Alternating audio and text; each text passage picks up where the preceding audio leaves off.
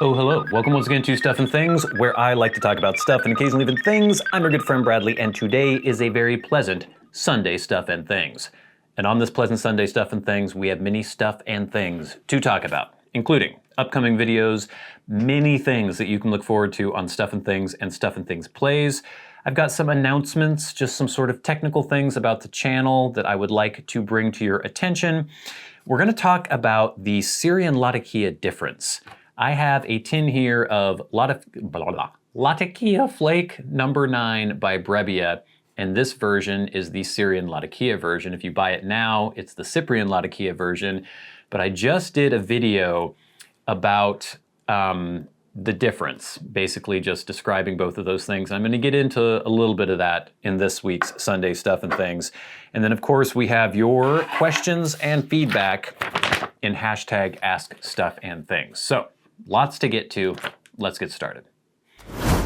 Okay, so as I just mentioned, one of the videos that you can look forward to is not a review, maybe kind of a first impressions, but it's basically me trying out this blend, Brebbia Latakkia Flake number 9 with SYRIAN LATAKIA, and just sort of having a discussion about SYRIAN LATAKIA, its character, how it differs from Cyprian Latakia, and why you may prefer one to the other. It's kind of a moot point though now because it's so hard to get SYRIAN LATAKIA. But that video I think you will find very interesting, and that will be out this Wednesday on Stuff and Things. Of course, Deathloop series continuing on Stuff and Things Plays. That is now Wednesday, Saturday, every week until it ends. And then of course we have Elden Ring, the new FromSoft game, and that is every Monday and Friday on Stuff and Things Plays. So we're doing 4 episodes a week now until we get through Deathloop. Elden Ring so far is amazing. I love it. I think it's fantastic. It might be like the game of the generation. It's so good. Let me show you a little clip of the series because I think it's really fun. Our new Kevin the Kurt, looks kind of like the lead singer of a hair band from the 80s, and then someone else pointed out he kind of looks like Braveheart or Mel Gibson in Braveheart. Kind of weird, so here's a little clip. Get him, Torrent. I mean, I know. Does Torrent have any attacks? Ow, ow, ow, ow, ow. Torrent! What the frick?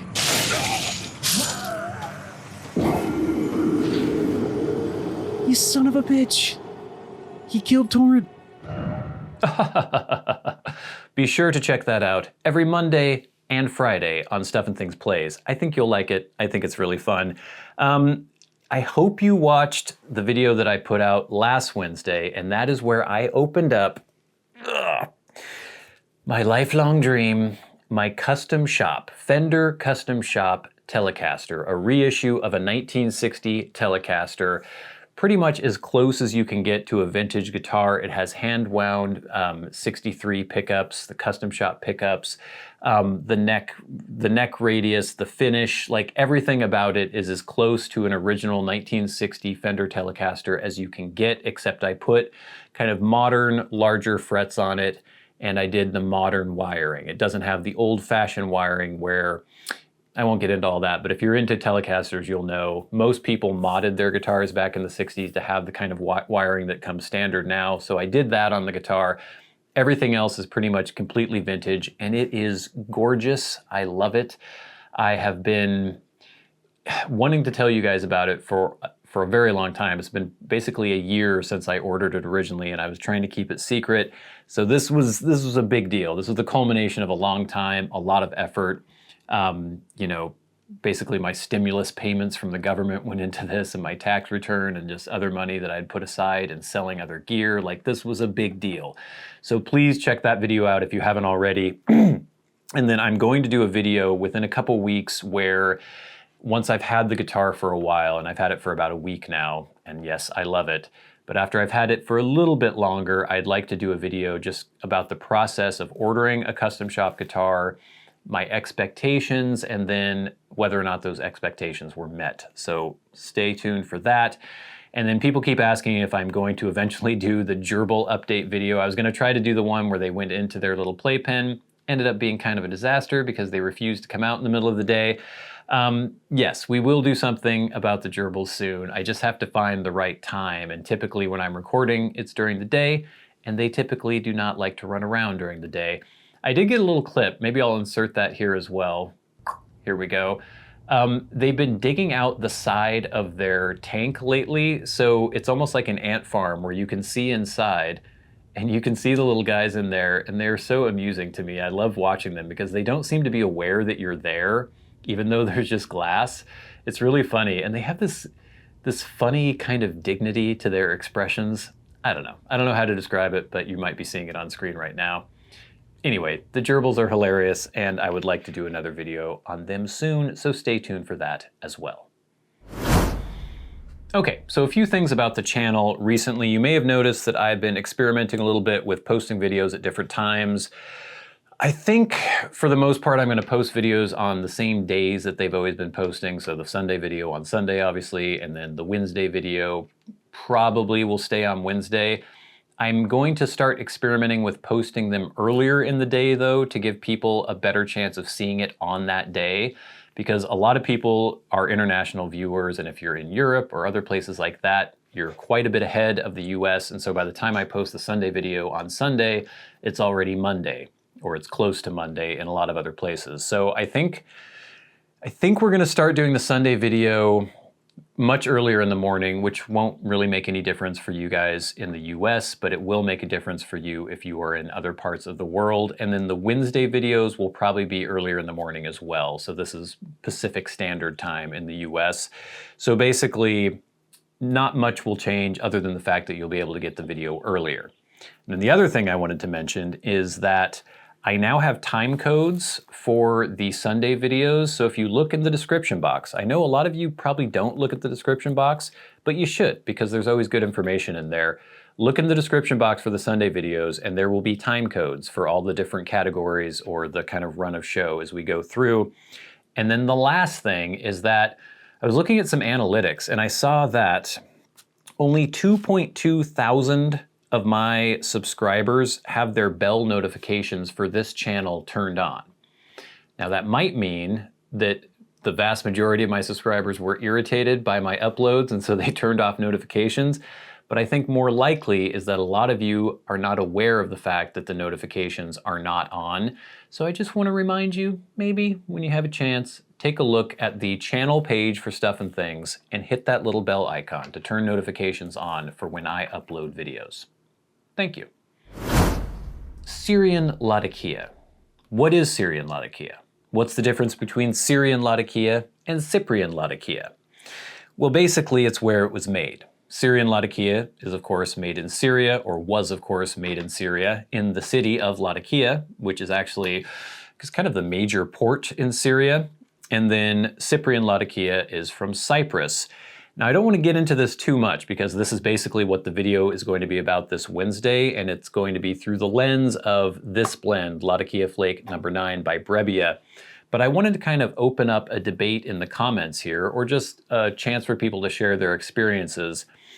I feel like there is a real difference in character between SYRIAN LATAKIA and Cyprian Latakia, and I'm curious, for those of you who have had the opportunity to try both, maybe even in blends that used to have SYRIAN Latakia and now have Cyprian Latakia, like Artisan's blend by Ashton, used to be SYRIAN Latakia, now it is Cyprian Latakia. If you've had that opportunity, how would you describe the differences? For me, just on a very base level, without getting too much into the video that's going to be on Wednesday, I would describe SYRIAN Latakia as just more mellow, a little more articulate. I don't know if articulate works for a flavor, but that's just the word that occurs to me. And then it definitely has an almost incense-like kind of sourness and sharpness, but not sharp. It's still mellow, so when I say sharp, that's just a way to describe a flavor. Or almost kind of a fermented quality to it. It still is smoky, it still tastes like Latakkia, it's still leathery, but it's just different. And I think for a lot of people who, started the pipe hobby in the last 10 years or so, Cyprian Latakkia might be the only Latakkia they have any experience with, and then maybe some of the old timers just really got used to the flavor of SYRIAN Latakkia. So for them, maybe it was more jarring to try Cyprian Latakkia blends. I'm sure I'm probably transposing these words occasionally. For me, I mostly got into the pipe hobby when SYRIAN Latakkia was basically gone. There were a few blends that still had it. I've had HH Vintage Syrian, I've had Ashton Artisans Blend, I've had at least one or two others with SYRIAN LATAKIA, and I definitely taste a distinct difference between SYRIAN LATAKIA and Cyprian Latakia. And I'm just curious, for those of you out there who have had both, what do you think that difference is? Write your answers in the comments below.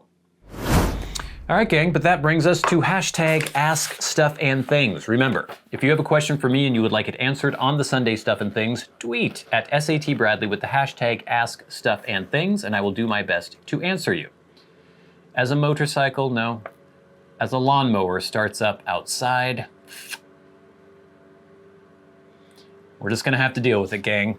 Also, if you are a Patreon supporter, you can write to me on there, or you can leave comments or questions. You can leave your questions in YouTube comments on my YouTube videos, and I will try to go through there and pick out questions and feedback for videos that I have posted. So first, via Patreon, we have a question from Dr. Dre, or actually not a question. And actually, I might save this till the end. Let me make a note of that. Save till end. Because we have some feedback from last week's Sunday Stuff and Things when I talked a little bit about the Ukraine situation, and Dr. Dre has an interesting perspective. So let's jump to Twitter. This is from Mozzarella Man 420 at JE742746665. They say, "Hey Bradley, I was just wondering if you could tell us what the song is at the beginning of your tea reviews. I don't know if you use it anymore, but it was definitely in the Penzance episode." I include this because this gets asked all the time. It's a song from an old band that I used to be in, and no, it's not available online anywhere. Yes, it's still used in the blend reviews, and as I have gotten into guitar a lot more in the last year, and I have gotten some recording equipment again, maybe there'll be some new songs that I'll draw your attention to in the future. And then Mozzarella Man says, "Hey, I was just wondering, seeing as how you live in the the lawnmower's really throwing me off my game here. Seeing as you live in the Pacific Northwest, does that make you close to the Seattle Pipe Club? Would you ever consider making a video of going to the club if it's a real place? Also, would you do a review of Rainier Levant? I personally think it's way slept on blend from that company. Love your videos, and I hope you find your spirit pet soon, maybe an iguana." So this was a question from long ago that I missed on Twitter. I have my spirit pets now, my little gerbils, Conan and Subotai. I probably wouldn't go to the Seattle Pipe Club. I know they meet at a casino somewhere, I think maybe in Mukilteo or someplace like that. Yeah, maybe. I'm not... It's really hard for me to describe exactly why I wouldn't do that. But I think for me, the fact that I enjoy a pipe is not the main thing about my personality. And there are so many other things that I'm constantly doing and thinking about. Like, it's one of my hobbies, and it's one that I really enjoy. But I don't know. I don't know if I would go to the trouble to go all the way to like Mukilteo or wherever it is to go to a pipe club meeting.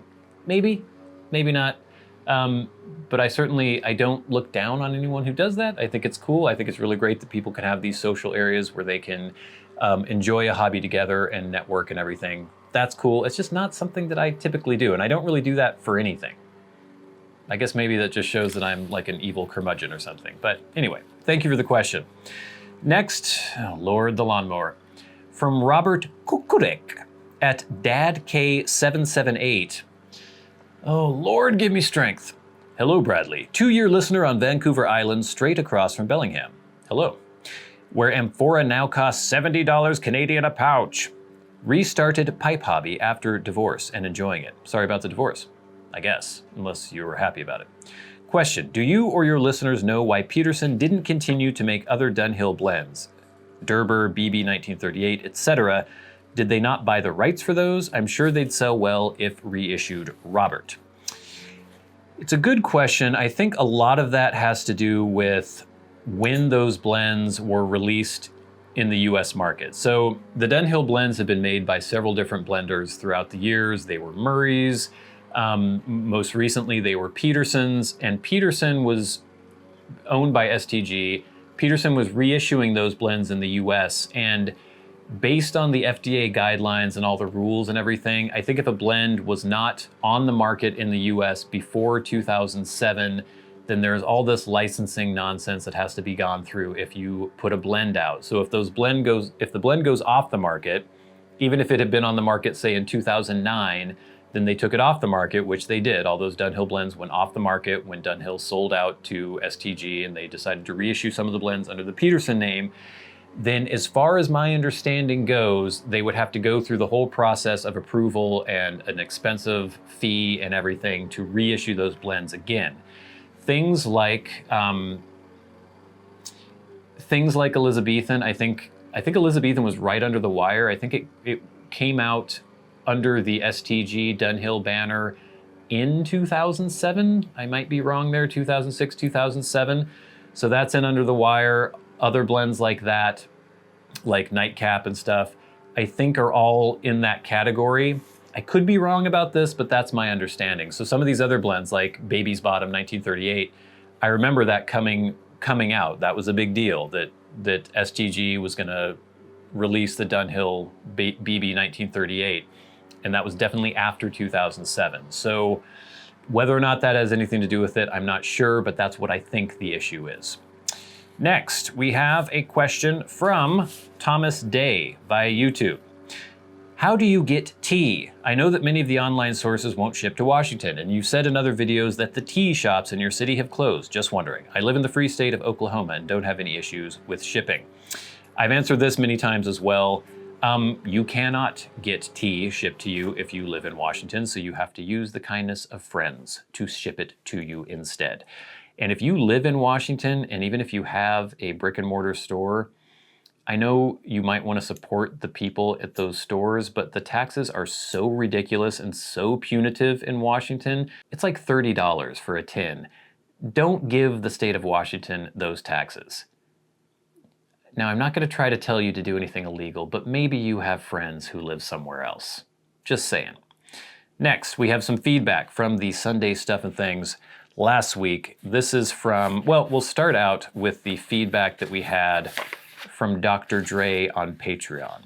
And Dr. Dre says this. Hey, Bradley. This isn't so much a question, but I was hoping you might be compelled to read this on Stuff and Things, if you so desire. I immigrated into this country at a young age from Russia, right after the Cold War ended. We had all really hoped that my home country had gotten into the right direction since then, but alas, that was not to be. My heart and prayers go out to all the people suffering in Ukraine as a result of this horrific war, with the hope that by your next Sunday episode, the world is in a better place. Unfortunately, no, not yet, but there's been some good news. It is often said that people get the government that they deserve, and judging by my home country's history, it is not a good track record. Be that as it may, I just wanted to add one more small voice of hope and sanity into this seemingly insane world. There are many Russians like me, and I just hope that those voices may be able to help steer our country into a better place. P.S. I totally agree with your preference for rye over bourbon, as that 51% corn mash in the bourbon really does make it too sweet most of the time. I agree, and thank you very much for your words, Dr. Dre. And yeah, I know plenty of people who have immigrated from Russia, who have come from Ukraine, like all really great people. So it's not the Russian people that anybody should be angry at for the most part. It should be the regime, the Putin regime.